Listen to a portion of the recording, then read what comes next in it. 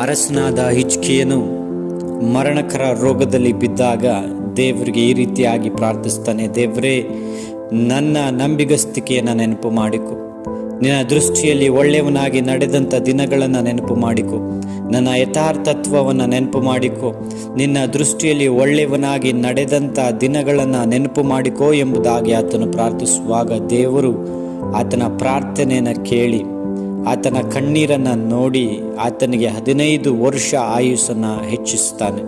ಪ್ರಿಯ ದೇವಜನರೇ, ಇವತ್ತು ಕೂಡ ನೀವುಗಳು ದೇವರ ದೃಷ್ಟಿಯಲ್ಲಿ ಯಥಾರ್ಥವಂತರಾಗಿ ನಂಬಿಗಸ್ತರಾಗಿ ಆತನ ದೃಷ್ಟಿಯಲ್ಲಿ ಒಳ್ಳೆಯವರಾಗಿ ನಡೆಯೋದಾದರೆ ನಮ್ಮ ಕಷ್ಟದ ದಿನಗಳಲ್ಲಿ, ನಮ್ಮ ಅನಾರೋಗ್ಯದ ದಿನಗಳಲ್ಲಿ, ನಮ್ಮ ಸಂಕಷ್ಟದ ದಿನಗಳಲ್ಲಿ ದೇವರು ನಮ್ಮನ್ನು ಕೈ ಹಿಡಿದು ನಮ್ಮನ್ನು ಎಲ್ಲ ತೊಂದರೆಗಳಿಂದ ಬಿಡಿಸಲು ಶಕ್ತನಾಗಿದ್ದಾನೆ.